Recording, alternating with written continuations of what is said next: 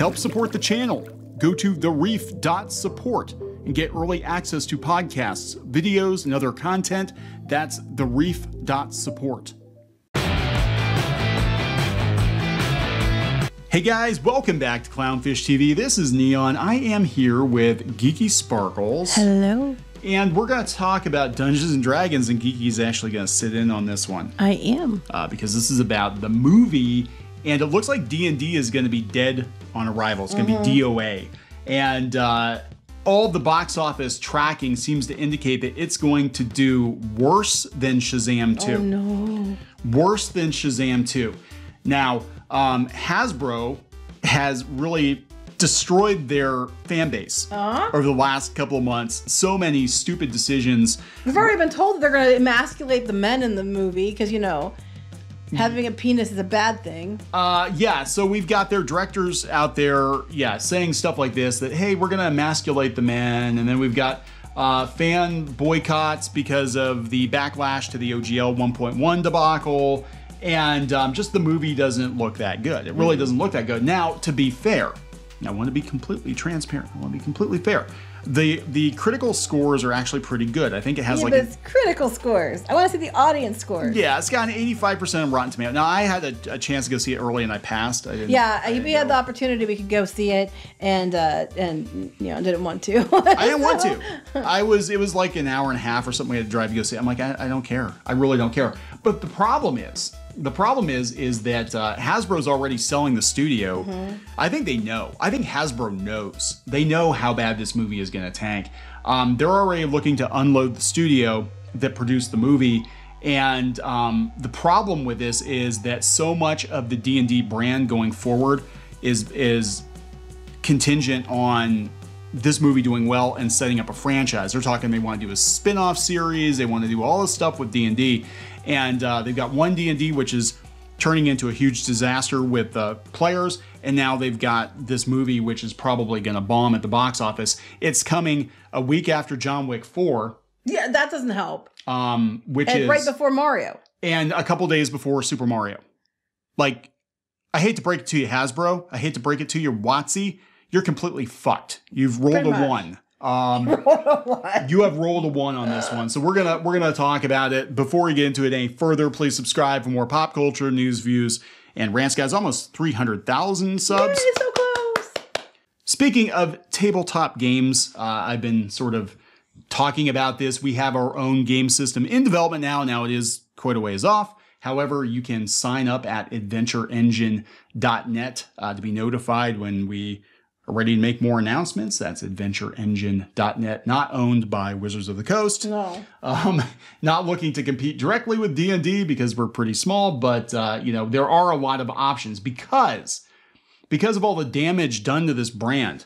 So many companies are seeing a massive uptick in sales of their gaming systems. People are leaving D&D behind after years of... Well, they weren't leaving it behind after a lot of their shitty choices and coffee shop adventures.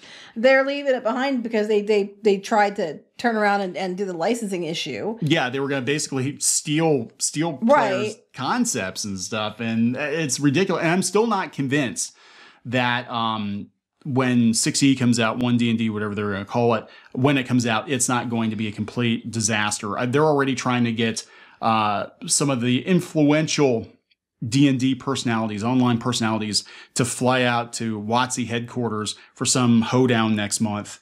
And I think it's damage control. Oh, the influencers that they can control? Yes. To put out the right kind of comments and narrative. Here's the thing. You know, we're talking back about they put that out, they're going to, you know, emasculate their male characters. And that came from CBR, by the way. It wasn't like, you know, it was some, you know, alt-right site. It was CBR. The Russians. And they admit they intentionally are going to do that. And the problem with this, beyond the fact that it's stupid, is the fact that what it's going to do is cause hatred towards the female characters that didn't need to be done. They could have done a movie with a cast that, you know, was an ensemble cast, and everybody had their strengths and everybody had their weaknesses, like you wouldn't in a campaign, and they didn't have to make any big deal about it. They just had to let it go as it was, not intentionally try to emasculate your leads, your leading men, and just had good characters that happened to be male or female doing their job, and people would have had no problem with it. They would have loved it. No issue.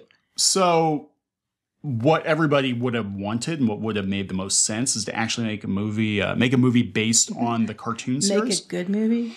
Yeah, it might be good. I don't know. But it doesn't sound promising from what I'm No, hearing. but you're right about the cartoon series. And they could have done something like that, which I think what they were expecting.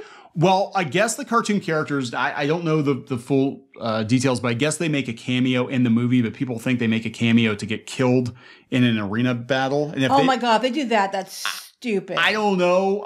It's like when they did Princes of Power and they put them in the original costume, but then mocked it and said, oh, it was meant to be, it was meant to be like praising and an homage. I'm like, no, you didn't. You mocked it. Yeah, you made fun of how dopey it was.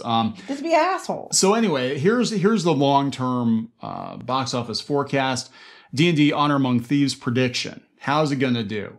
They talk about what it is. It has a budget of $151 million. That's almost Marvel levels. A budget. Marvel movies are usually around like 200. There are a lot at stakes here for Paramount, but they think it's only going to do like $30 million at the most. Here, 27. 27. Here we go. All the way to the bottom. And total 80? Domestic and total worldwide 225. And the reason... Oh, that's not good. The reason they're saying that is, again, John Wick. People are still going to go see John Wick second week. And Mario comes out a few days after. Mario is going to destroy everything in its path. Yeah, I think Mario is going to destroy everything. Massive hit. And it's making them mad because everybody's like, Chris Pratt. It's like, I hope it does destroy everything just because, one, stick it to Disney, and two, stick it to these screaming banshees on Twitter. I know, right? It's safe to say, as we're close enough to the release date, that the marketing campaign for the film has not been impactful. Social media metrics support this. There have been lots of goodwill coming from South by Southwest, where the film premiered. Perhaps Paramount Pictures will incorporate the critical acclaim to create some buzz. But the reality is nobody's even talking about this movie. They forget this movie exists. Rotten Tomatoes score of 91% with 31 reviews. Yeah, it's going to do less than Shazam. They think. Now, again, this is speculation. These are not our numbers. They do fluctuate, even though we'll get blamed for it somehow. Somehow Clownfish lied if it does 28 million instead of 27 million. But the reality is they're saying this movie is caught between two juggernauts. John Wick 4 doing way better than they thought it was going to. And actually our own reviewer, Jake James Lugo on Clownfish TV, said it was absolutely incredible. John Wick 4, like you said, was amazing. I'm hearing that from everyone, actually. Yeah, and this movie, again, I don't know how good the movie's going to be. I just know there's no hype. And all the drama around Dungeons and Dragons, it's a lot of self-inflicted. It's self-inflicted. You guys messed up the brand. You turned around, told people that we're your core audience, you don't want them anymore. And then you take the male characters and you admittedly emasculate them so that they know, but because they're in on the joke, And then you go around telling everybody, that you should still come and see it. And then you have the whole issue where you made everybody mad with the licensing thing. Yeah. And you walked that back, but damage was done. You did it to yourselves, people. Their CEO, they need to get rid of her. She has done more damage. It has nothing to do with her being a woman. No. It has everything to do with her stupid decisions. They're trying to treat Dungeons and Dragons like it's an app or a video game. They're talking in-app purchases and all this other shit going down. And if this movie fails, that's going to be another blow against the brand. And it's sad because a lot of people wanted a Dungeons and Dragons movie. They've been asking for a Dungeons and Dragons movie. Like you said, they're thinking the cartoon. They weren't thinking, or at least a good movie with good characters. And even if you had a good story and you had the characters that were all being treated evenly and you weren't making a big deal about, gender and all that shit, you probably would be okay. But you already came out and said that you were already making it a big deal. You preemptively. You didn't just turn people off that were maybe were going to come, like, oh, I still want to see it. Then, wait, I'm male, though. You don't want me, I guess.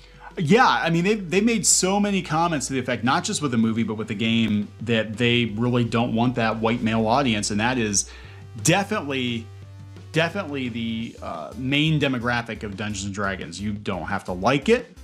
There absolutely positively are people that aren't white males that play tabletop games.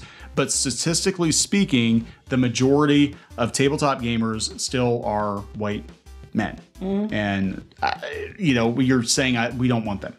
We don't want them. It's dumb.